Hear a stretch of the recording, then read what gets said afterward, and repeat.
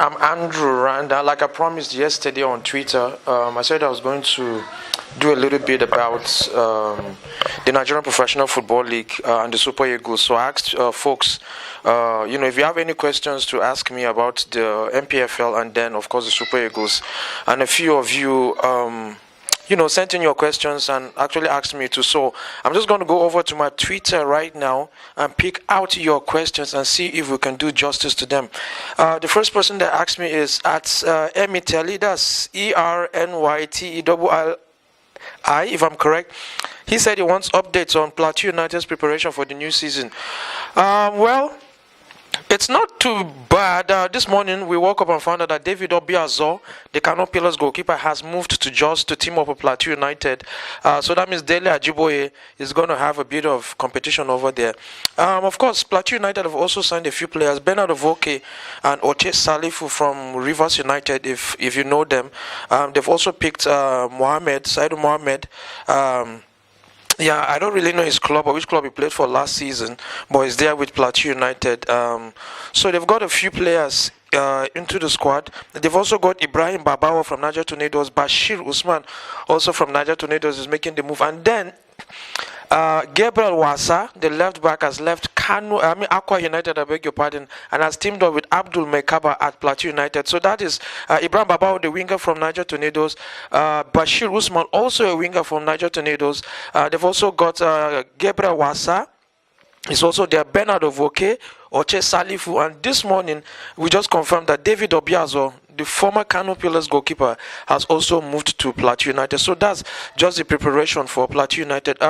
They're just training all, morning, evenings, I beg your pardon, in preparation for the season that starts on December 1st, hopefully. So I hope your question has been answered. I'm also going to go to at Amos Chibuzo, who has asked me about the LMC framework. First of all, Amos, I must say I don't work for the LMC, so I wouldn't know if anything has been updated as of yet.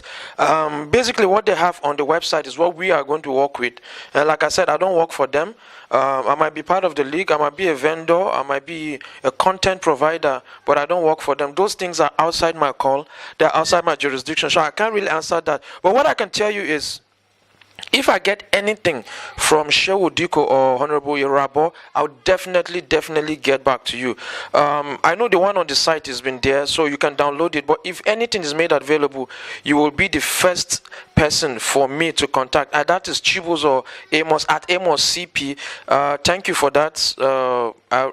Yeah, so basically that's what will happen. As soon as I get any info, I'm going to let you know. So somebody is also asking me, that's Emeka Ezebe, at Emeka Ezebe on Twitter, is asking me, will the NPFL 19 starting on the 1st of December be on television? Which of the stations, if yes? Last season there were a few games that were on NTA. Unfortunately, you all know SuperSport has left Nigeria, so we've not really had a lot of games on TV like we used to, but NTA pitched in. They were a bit okay, even though the quality wasn't that good. I can't really say for now if the games will be on TV. I do know that there's in consultations with a few firms in England, but I don't know if it's going to happen. But if it does, it will be good for everybody. We all want the league to be on TV. So if I get any inside gist, I promise to let you know. That's at Emeka Ezebe, my good friend, on Twitter. Okay, there's also Mazi Chukudi at Chunk Yozil. I hope I got that correctly. His question is, please, why Onazi didn't make the team? I'm worried because experience-wise, his height ahead of Mikel Agu.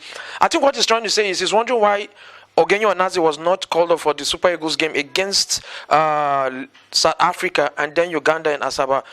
Well, I'm not going to roar, but I do know that he's been injured, or he was injured before the game against Libya in Uyo. He didn't play the game against Libya in Sfax, Tunisia. And so I saw him play for his team Trabzonspor yesterday against Yeni in the Turkish league. They lost 5-0 and he played virtually the whole 90 minutes. So I wouldn't know where the injury thing came from. Maybe there are a few non-sporting reasons. I met Onazi a few weeks ago in Uyo, and he told me he had an Achilles injury. But like I said, he played on Friday night for Trabzonspor in the Turkish Super League, which means he's fit. He played for 90 minutes alongside Tony Wakeme. So maybe it's a non-sporting reason. I do not really know, but I don't want to start throwing conspiracy theories here and there. I will hope to speak to Onazi either today or tomorrow, and then if I get his views, I'm going to do a little story on it. You can follow it on nigerfooty.blogspot.com. That's my own blog, and I'll do something about it just because of you. I've got a Mustafa at official Mustafa or whatever, but his question is, when will the MPFL commence? That's the first one. What is the LMC doing to make sure the MPFL does not end halfway as it witnessed in the 2017-2018 season? And this one is very funny. He's asking me, has the stolen property of the Super Eagles coach been found? And then the last one is, what is the fitness level of Jude Igalo? I'm going to start with the first one. The link is going to commence December 1st, 2018, based on what the LMC has sent out of recent. So we're just hoping that at the end of the day, it will still commence December 1st. And the second question is, what is the LMC doing to make sure the MPF... Listen, whatever happened last season, we all know the reasons. Our prayers is those mistakes or those things that happen will not happen again, so that we can have a proper league start and then finish on time, and all the matches will be played. Has the stolen property of the Super Eagles coach been found? I cannot answer that for now. All I do know that he was able to go out, to fly out to France, I beg your pardon, after the Kano Pillars Rangers game. So that means he did have a passport with him and he was able to leave. The other documents I do not know, but I do know that efforts were being made to find it, but I don't know if he has found it. But I do know that his passport is with him. He's got another phone. He's flown out to France to chill before he resumes for the game against South Africa and Uganda. What is the fitness level of Jude Igalo? Unfortunately, I think Jude is injured right now. He got injured in the game for his Chinese league club, so he's going to miss the game against South Africa and against Uganda. Herion Yokuru, who is on standby, has been called into the squad to replace him, and I think he's going to be out for probably 4 weeks, which means I'm not sure if he can return for the end of the Chinese league season. So it's a little bit difficult at that point. I promise Etim25 on Twitter is asking me who they move and where. Bros, plenty players they move. There are a lot of players moving all over the place. I can tell you that Austin Eginepo has moved to Kano Pillars. I can also tell you that Kester Kelly is on the verge of moving to Lobby Stars. Like I earlier said, Ibrahim Baba, Bashir Usman, Gabriel Wasa, David Obiazo have moved to Plateau United, and of course there are a lot of coaches that have been going here and there. You know, Ngozi Elechi yesterday signed for Yobe Stars. Like you know, Raphael Everton is at Aqua United. Abdul Mekaba is at Plateau United, and so there's a lot of movement. I'm going to do a comprehensive list of all the movers before Tuesday, and I'm going to put it on my blog. So when I do that, I'm going to tag you so that you see all the movements that have happened in the league so far. And then again, somebody's asking me that he hopes that Plateau United can win the league title again. For me, I can't really say. I'm just hoping that, being my home state team, they'll be able to do Plateau proud and win the league again. So I'm really hoping on that. There are a lot of questions here at the moment. Someone is asking me, who do I think will win the MPFL 19? I got it wrong last season. I said Eyimba was going to win. They didn't win it. Lobby Stars were declared, the top guys. So probably, I'm thinking this season is going to be one team, either Kano Pillars or Plateau United or Eyimba, in that order. But I also tip Aqua United to do something this season. Yes, I also have another question by Mazi Chukudi. Okay, yeah. His is basically about Nazi. I think I've answered that. About Mikel Agu, he's with Victoria Setúbal right now in the Portuguese league.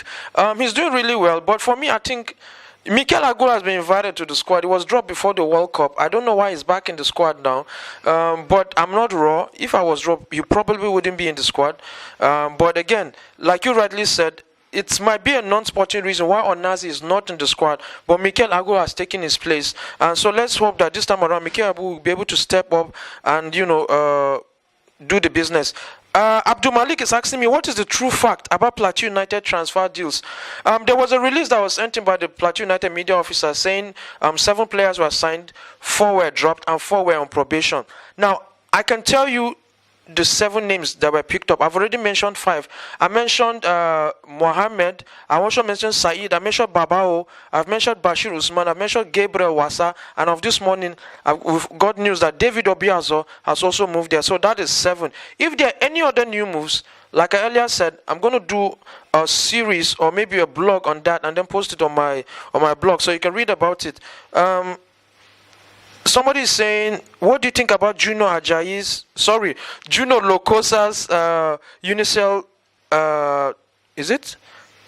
Yeah, trophy. It's a good one. I'm really proud. I'm really proud of Unicel for whatever you're doing for the league. The monies you're putting down for the goal scorers, we're really, really happy and we're proud that your brand is actually associating themselves with the Nigerian Professional Football League. A very, very good one. I think it will actually make guys know that, listen, if you go out to score the goals, apart from being the top scorer, there's an award attached to it. So people are going to really do their best to make sure that they score more goals. So expect to see more goals in the NPFL 19, hopefully. I've got a last one here. My friend said I shouldn't mention his name. Who do I think will be the breakout players this season? There's a young kid in Tornadoes called Moses Ogu. I think he's going to come real big this season. I think Bashir Usman at Plateau United is also going to come up big this season. Aqua United have got a few good players, but I'm kind of like wanting, a few players to come through, but I can't really say for now because the season is too early for me to say. So basically that'll be all for my Q&A today. Maybe next week, if more questions come through, I'll be able to do that. Don't forget, follow me on my Facebook, follow me on my Twitter at Randa Andrew. Drop your questions. Let's see what we can do about it. So this is me saying peace out.